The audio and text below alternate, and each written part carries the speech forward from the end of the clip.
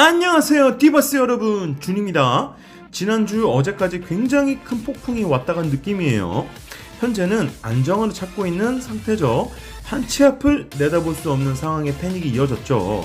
솔체인과 BSC 모두 중국 GPS IP 차단 소식에 민팅 공장에 신발들이 대량으로 쏟아져 나온 상태이고, 어제 일본 아마에서 얀이 한 마리 있죠. 그 주체가 누구인지 알고 있다, 우리는 해결책이 있다라는 말을 하였죠. 차츰 상황이 좋아지길 바라보겠습니다. 그리고 얀이 이야기하길 우리는 강해져서 돌아올 거야 라고 이야기했어요. 그들도 사람이고 처음 걸어가는 길이잖아요. 시행착오가 앞으로도 있을 거고 있을 수밖에 없어요. 여러분들도 처음 걸어가는 길에 동참하고 계시잖아요. 비판의 목소리도 좋고 희망의 목소리도 좋지만 이럴 때일수록 서로 힘이 되어주는 말 한마디가 우리 서로에게 더 좋은 영향을 주겠죠. 서로 조금 더 배려하시고 상대방을 먼저 생각한다면 커뮤니티와 스태프는 더 즐겁게 즐길 수 있겠죠.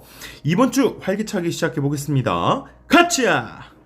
그리고 제가 다음 주에는 개인적인 사정으로 인해서 아마 소식이 조금 늦을 것 같습니다. 방송이 참고해 주시고요. 5월 28일 아마 소식 전해드리도록 하겠습니다. 첫 번째로 지난주 주중 긴급 AMA에서 이야기했듯이 굉장히 이례적인 일이었죠. 주중에 두 번째로 하는 긴급 AMA였어요. 중국 퍼드 관련 소식과 에너지 공유 관련해서 이슈가 크게 있었죠. 거기다가 암호화폐 불안함이 겹쳐서 굉장히 장세가 안 좋았죠. 패닉셀이 많이 터지고 현재는 진정 상태로 돌아간 듯 싶습니다. 운영진들도 퍼드 때문에 굉장히 골치 아픈 한 주를 보냈고, 퍼드로 인해 중국 관련 뉴스 매체와 얀이 SNS상에서 크게 다툰 일이 있었죠. 하지만 설명을 하지 않아도 해명을 하지 않아도 옳고 그름을 판단하기에는 너무 터무니없는 퍼드였죠.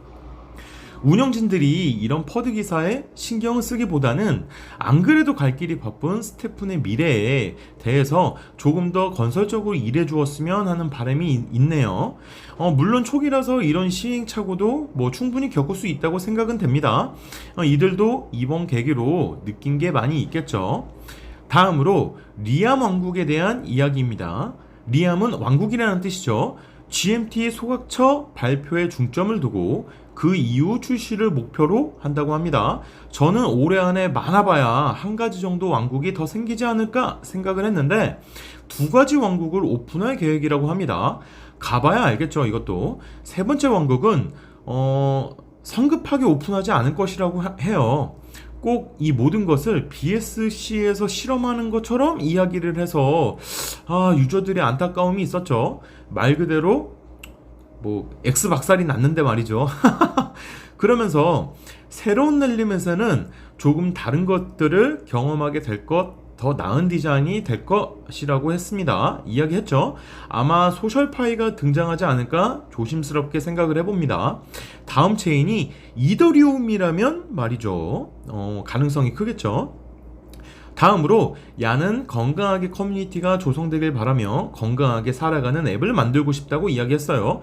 유저들이 건강한 정신으로 즐겨줬으면 좋겠고, 그러다가 다음 체인의 기회가 온다면 지금 스태프는 사용하고 있는 유저들이 다음 왕국을 세울 고인물이 되는 것이죠. 참고하시면 좋겠습니다. 다음은 스태픈 중국 본토 금지 뉴스인데요. 마카오, 홍콩, 대만은 제외라고 합니다.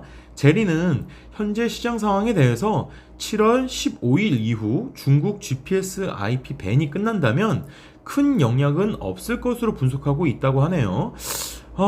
글쎄요. 가봐야 알 것 같아요. 그래도 영향은 있겠죠. 지금도 크게 영향이 있었으니까요. 앞으로 호전되길 기대해 봅니다. 이전까지는 조심하셔야 할 것 같아요. 신규 진입을 생각하시는 분들도 다시 한번 이 격동의 시기를 잘 알아보고 진입하시기 바랍니다. 누군가에게는 또 다른 기회가 될 수도 있겠죠. 다음으로 업데이트 사항에 관한 내용들입니다.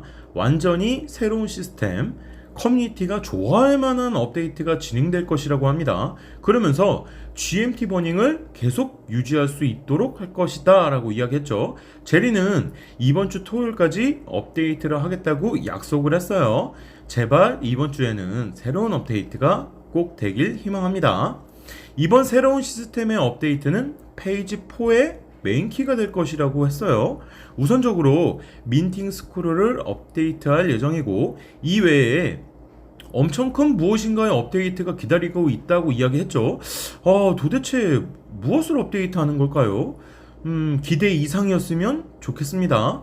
그리고 에너지 공유 관련해서는 3주 안에는 진행되지 않을 예정이라고 합니다. 그러면서 앞으로 솔라나 체인에서 플레이하는 완전히 혁신적으로 다른 방법을 모색할 것이다 라고 이야기했어요. 그렇죠.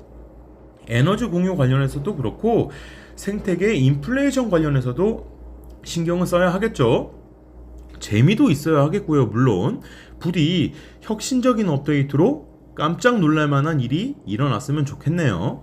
다음으로 다계정에 관련한 이야기입니다. 권장하지 않는다 이야기는 계속 있었죠. 무기는 하지만 하지 않는 것이 좋다라는 의견을 계속 어필했어요. 사실은. 그러면서 향후 사용자가 선택을 해야 하는 새로운 메커니즘이 출시될 예정이라고 합니다. 채굴에서의 선택일까요? 왕국을 고르는 데에서의 선택일까요? 제 생각으로는 생태계가 왕국이 늘어나는 것에 대해 굉장히 좋은 방향으로 생각을 하고 있어요. 생태계 확장의 측면도 그렇고 그 체인을 보유한 유저의 유입이 있을 수도 있는 것이고요. 그게 가장 크겠죠. 부디 다음 3왕국에서는 차질 없이 스테픈 정신에 맞춰서 공정하고 공평하게 업데이트가 이뤄졌으면 좋겠습니다. 다음으로 고객 지원에 관한 내용입니다. 아직 누락된 자산을 찾지 못하신 분들이 계실까요? 이번 OTP 업데이트 이후에 외부에서 구글 OTP를 잘못 삭제하셔서 로그인을 못 하시는 분들도 생겼죠. 카페에 구글 폼이 있으니까 혹시 그러신 분들이 있으시면 구글 폼 작성하시기 바랍니다.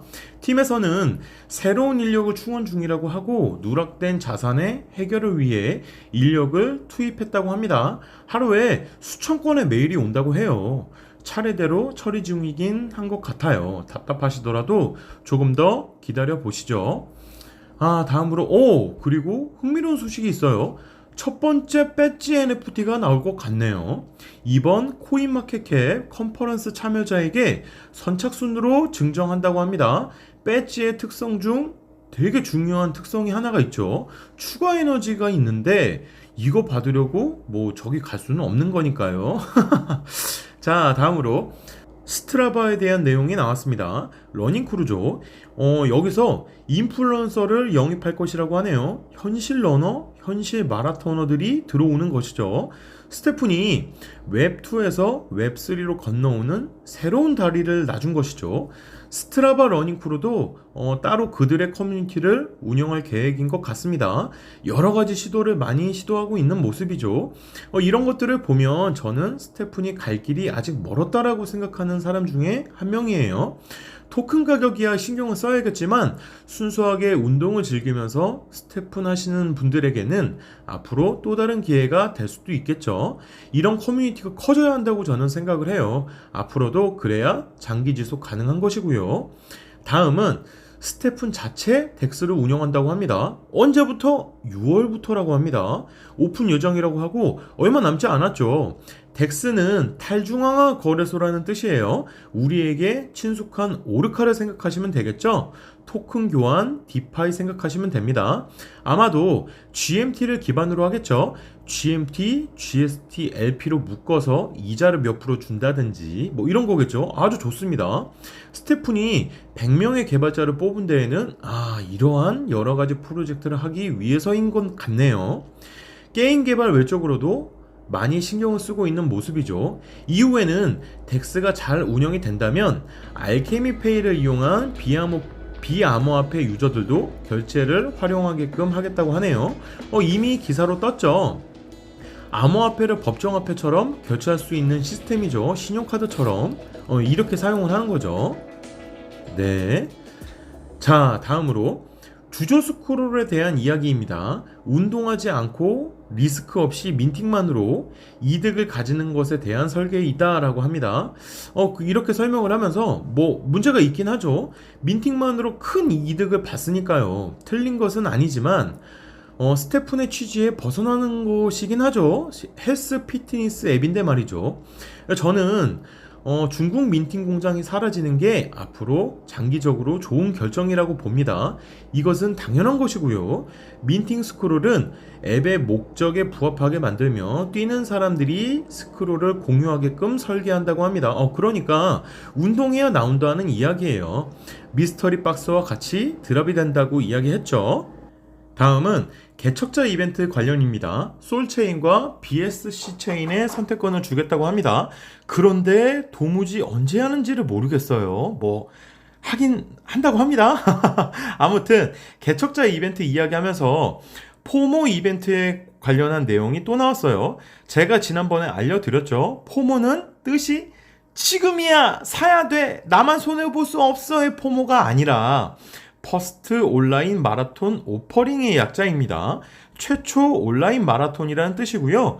이것은 모두가 참여할 수 있는 게 아닌 것 같아요. 개척자 이벤트와 비슷하게 진행할 예정인 듯 싶어요.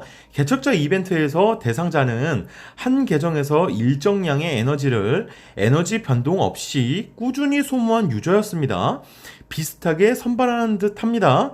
개척자 이벤트 티켓 배포에 관련해서 궁금하신 분들은 유튜브 하단 내용란에 남겨드리겠습니다. 참고하시길 바라겠어요. 정말 중요할 수도 있어요. 네. 다음으로 새로운 시즌 이벤트 팬더스킨은 소켓 퀄리티의 재설정이 가능하다고 합니다. 굉장히 좋은 소식이죠. 물론 업그레이드, 다운그레이드, 랜덤이라고 합니다.